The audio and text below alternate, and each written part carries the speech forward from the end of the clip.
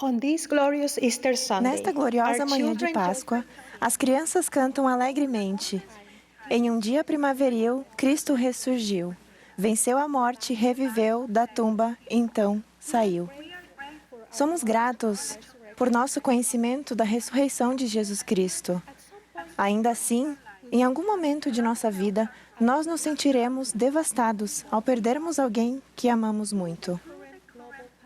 Durante a atual pandemia global, muitos de nós perderam pessoas queridas, familiares ou amigos.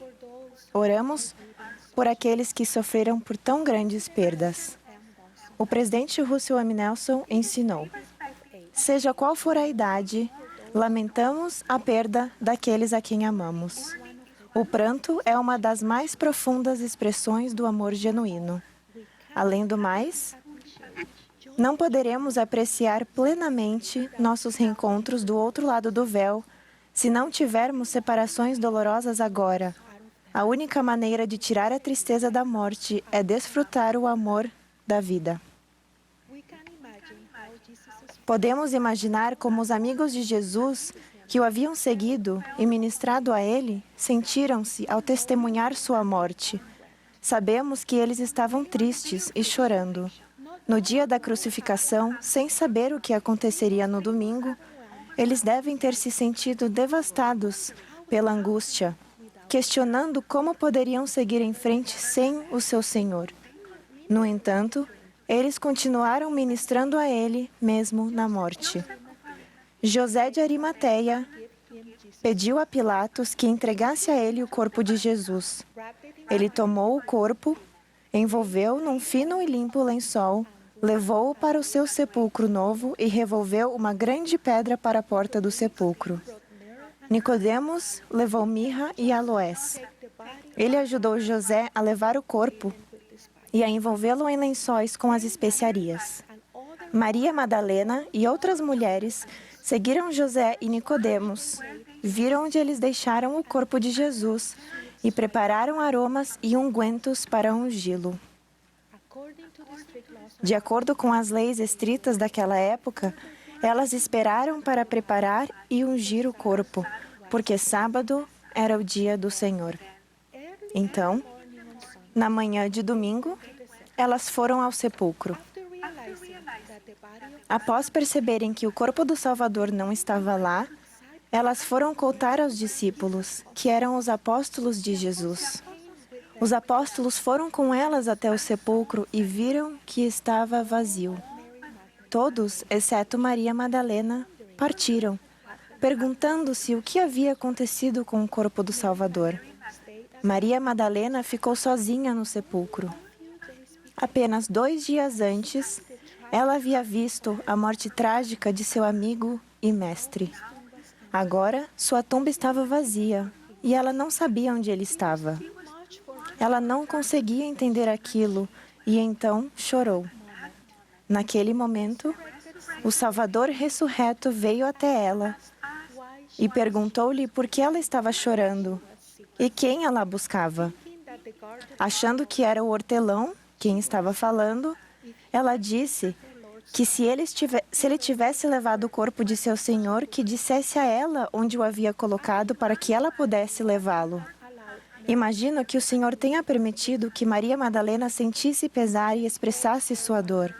Ele então a chamou pelo nome e ela se virou e o reconheceu. Ela viu o Cristo ressurreto e foi uma testemunha de sua gloriosa ressurreição. Assim como vocês, de certa maneira, eu consigo entender a angústia sentida por Maria Madalena e suas amigas quando sofreram pela morte de seu Senhor. Quando eu tinha 9 anos de idade, perdi meu irmão mais velho durante um terremoto devastador. Como isso aconteceu muito inesperadamente, levou um momento para eu compreender a realidade do que tinha acontecido. Eu me senti devastada pela tristeza e perguntava a mim mesma: o que aconteceu com meu irmão? Onde ele está? Para onde ele foi? Vou vê-lo de novo?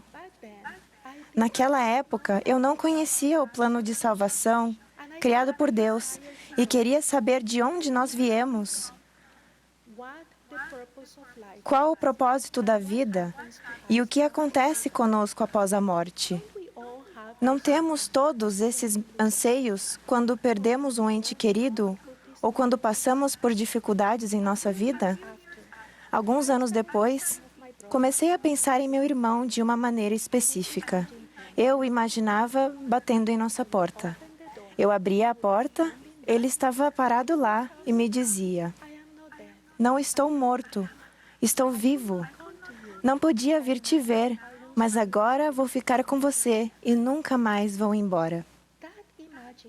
Aquele pensamento, quase um sonho, ajudou-me a lidar com a dor que senti ao perdê-lo. O pensamento de que ele estaria comigo vinha à minha mente com frequência. Às vezes, eu ia até a porta, esperando que ele batesse e eu pudesse vê-lo de novo. Cerca de 40 anos depois, na época da Páscoa, eu estava ponderando sobre a ressurreição de Jesus Cristo e comecei a pensar em meu irmão. Naquele momento, algo despertou em minha mente. Eu me lembro de imaginá-lo vindo me ver. Naquele dia, percebi que o Espírito tinha me consolado em um momento difícil. Eu havia recebido um testemunho de que o espírito de meu irmão não estava morto, ele está vivo. Ele ainda está progredindo em sua existência eterna. Agora sei que meu irmão há de ressuscitar naquele momento magnífico, quando, por causa da ressurreição de Jesus Cristo, todos nós seremos ressuscitados. Além disso, Cristo tornou possível que todos nós nos reunamos em famílias e tenhamos alegria eterna na presença de Deus, se escolhermos fazer e guardar convênios sagrados com Ele. O presidente Nelson ensinou: a morte é um elemento necessário de nossa existência eterna. Ninguém sabe quando virá, mas ela é essencial ao grande plano de felicidade de Deus.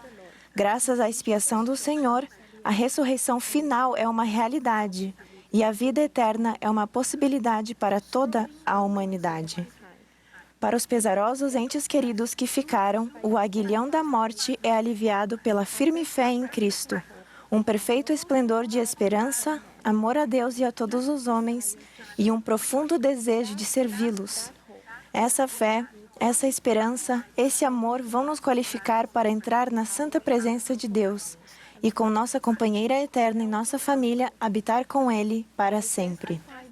Testifico que, se Cristo não houvesse ressuscitado dos mortos, nem rompido as ligaduras da morte, para que a sepultura não tivesse vitória, nem aguilhão tivesse a morte, não poderia ter havido ressurreição. Há, porém, uma ressurreição. Portanto, a sepultura não tem vitória, e o aguilhão da morte é desfeito em Cristo. Ele é a luz e a vida do mundo. Sim, uma luz sem fim, que nunca poderá ser obscurecida. Sim, e também uma vida que é infinita, de modo que não pode mais haver morte. Jesus Cristo, o próprio Jesus Cristo declarou: "Eu sou a ressurreição e a vida. Quem crê em mim, ainda que esteja morto, viverá."